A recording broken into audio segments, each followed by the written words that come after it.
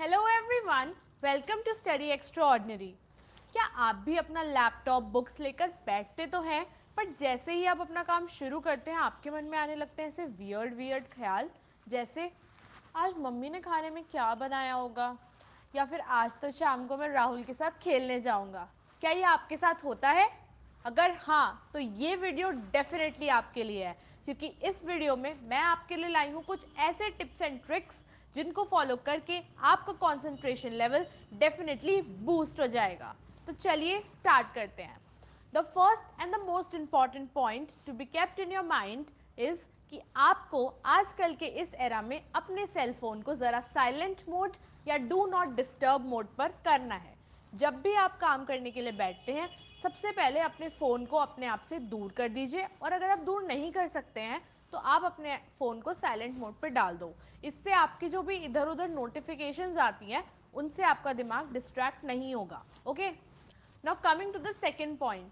दूसरी चीज़ ये कि हमारे साइंटिफिक स्टडीज़ के अकॉर्डिंग हमारा जो ब्रेन है वो मैक्सिमम 40 टू 45 मिनट्स तक एक स्ट्रेच में हाई प्रोडक्टिविटी के साथ काम कर सकता है। तो हमें अपने आप को बार बार ब्रेक्स देने होंगे अपने काम के बीच में। ऐसा नहीं है अगर आप ये सोचो कि यार बहुत लंबा काम है, मैं तो कोई ब्रेक दूंगी ही नहीं और आज मैं स्टार्ट हो जाऊंगी बस, और फिर आज पूरा 3-4 घंटे लगातार मैं काम करूंगी। अगर आप वो करोगे तो इनिशियली 40 टू 50 मिनट्स तो आपके अंदर एनर्जी भी रहेगी, आपका ब्रेन भी अच्छे से वर्क करेगा, आपकी प्रोडक्टिविटी भी अच्छी रहेगी। बट आफ्टर दोज 50 मिनट्स आपकी प्रोडक्टिविटी कम हो जाएगी। तो इसके लिए अप्रोप्रिएट ब्रेक्स लेना बहुत ज़रूरी है। ब्रेक्स में आप कुछ भी कर सकते हो, जैसे आप पानी पीने के लिए जा सकते हो या फिर आप 2 मिनट का वॉक कर सकते हो। आप जिस जगह पर भी बैठ के काम कर रहे हो उस जगह से अलग हट जाओ for 5 to 10 minutes after every 45 to 50 minutes. इससे आपकी डेफिनेटली प्रोडक्टिविटी बढ़ेगी और जब आप नेक्स्ट सेशन में आओगे तो आपका कॉन्सेंट्रेशन भी इम्प्रूव हो जाएगा।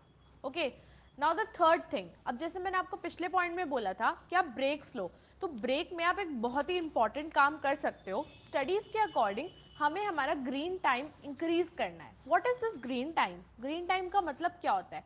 ग्रीन टाइम मतलब जो भी टाइम हम प्लांट्स या फिर different type of environment friendly चीज़ों के साथ स्पेंड करते हैं, जैसे कि कोई भी ट्रीज हो गए, सीनिक ब्यूटी वाली जगह हो गई, या फिर कोई भी आपका छोटा सा गार्डन है या फ्लावर पॉट है, कुछ भी।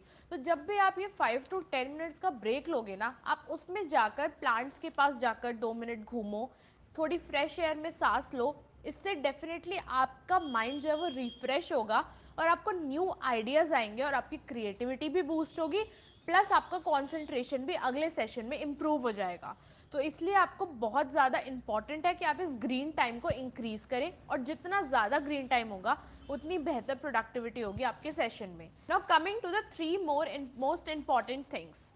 ये जो चीज़ें मैंने आपको बताई ये तो आपके लाइफस्टाइल चेंजेस ही हो जाने चाहिए अब, क्योंकि जो 3 चीज़ें मैं आपको बताने वाली हूँ उनसे ना तो सिर्फ आपके कॉन्सेंट्रेशन ही इंप्रूव होगा, बल्कि आपके ओवरऑल हेल्थ में भी फर्क पड़ेगा। सबसे पहले स्लीप। यस, अब इस बात को मैं कितना भी कह लूँ, कितने भी और लोग आपको बता लें, आप अपनी स्लीप के साथ कॉम्प्रोमाइज़ तो करते ही हो। इट इज़ वेरी इंपॉर्टेंट कि आपकी स्लीप जो है वो एडिक्वेट एटलीस्ट 7 to 8 आवर्स की हो, क्योंकि अगर आपकी स्लीप प्रॉपर नहीं होगी तो आपको स्लीपी फील होगा और आप अपने काम पर कॉन्सेंट्रेट नहीं कर पाओगे। तो मेक श्योर कि आपकी 7 to 8 आवर्स की स्लीप हो। Then second point, it should be your exercise. चाहे कुछ भी करो यार, मैं तो ये बोलती हूँ कि अगर आपको डांस करना पसंद है आप डांस कर लो, आपको रैंडमली घूमना पसंद है आप घूम के आ जाओ, बाहर सड़क पे घूम लो, अपने घर के आसपास किसी गार्डन में घूम लो, पार्क में घूम लो। अगर आप कोई गेम खेलते हो तो कोई गेम खेल लो, कुछ भी अपने लिए सिर्फ 15 से 20 मिनट भी अगर आप अपने डे में डिवोट कर रहे हो ना for exercise, it will bring an overall change in your personality.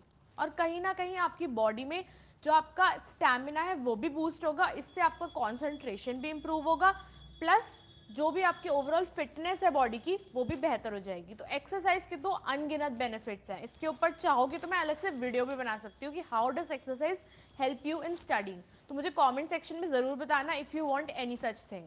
Coming to the third and the most important thing, meditation.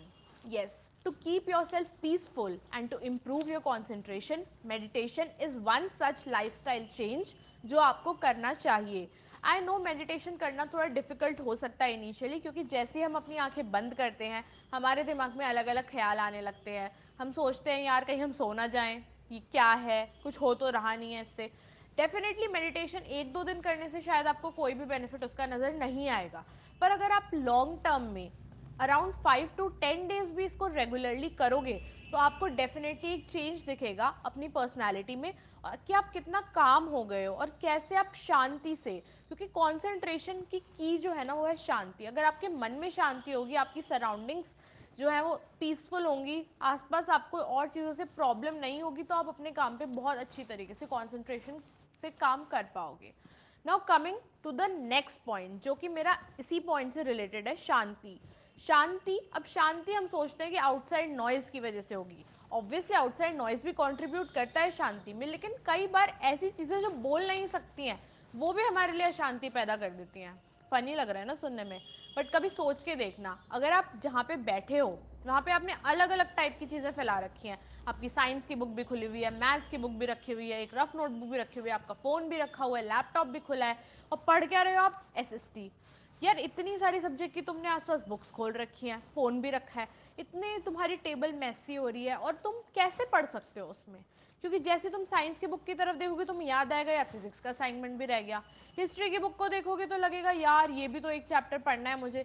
तो जब भी आप काम कर रहे हैं, D clutter, yes this is the word, D clutter. D clutter कर दो अपने आसपास की जगह को, जहाँ पे डी क्लटर का मतलब होता है कि जो भी ऐसी चीज़ें हैं जो अननेसेसरी हैं करंट पॉइंट ऑफ टाइम पर, जैसे कि अगर आप एसएसटी पढ़ रहे हो तो आपको क्या ज़रूरत है साइंस की बुक रखने की अपने पास, या फिर ड्राइंग की बुक रखने की अपने पास, या फ़ोन रखने की अपने पास। तो सिर्फ जो काम आप कर रहे हैं उसी काम को अपने पास रखो, अपने टेबल को साफ सुथरा रखो, इससे आपके ब्रेन को भी ये शांति रहती है और वो उसी काम पे कंसंट्रेशन और फोकस से पूरी तरीके से काम कर पाता है जिस चीज़ के लिए उसको हमने अभी फ़िलहाल करा हुआ है ट्रेन। तो इसीलिए इधर उधर की चीज़ों को ना अपने टेबल पर रखो, जो काम कर रहे हो उस काम की चीज़ को रखो। Okay, now coming to a very different type of therapy, like सुनने में ऐसा लगेगा कि यार इससे क्या फ़र्क पड़ेगा, बट ट्रस्ट मी ये बहुत ही रिलैक्सिंग थेरेपी है, you can try it once, the aroma therapy. Yes, aroma therapy is a very नाम से बहुत अजीब सा लग रहा होगा कि यार ये कैसी थेरेपी है, क्या हमें डॉक्टर के पास जाना पड़ेगा या कुछ करना पड़ेगा? No, it is a very very simple thing and it's very relaxing. और जब जब हमें रिलैक्सेशन मिलता है तो डेफिनेटली हमारी प्रोडक्टिविटी और हमारा कॉन्सेंट्रेशन बूस्ट होता है। सो इन एरोमा थेरेपी आपको क्या करना है, आपको थोड़ी देर के लिए एक अपना आसपास का एनवायरनमेंट थोड़ा शांत हो, you can try this therapy early morning और you can try it around the afternoon time, जब आसपास इतना नॉइज़ नहीं होता है।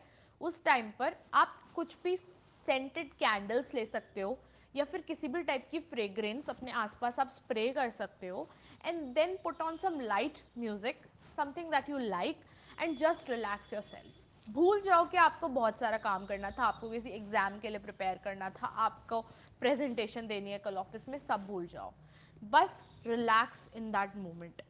तो जो भी वो साउंड और जो वो स्मेल होती है ना, उससे हमारे ब्रेन को बहुत बहुत बहुत रिलैक्सेशन मिलता है। And my favourite one is rosemary, because rosemary तो साइंटिफिकली प्रोवन है कि वो हमारे उसकी अरोमा जो होती है हमारे ब्रेन के लिए बहुत ही कामिंग होती है। तो you can also try the rosemary fragrance if you try this aroma therapy.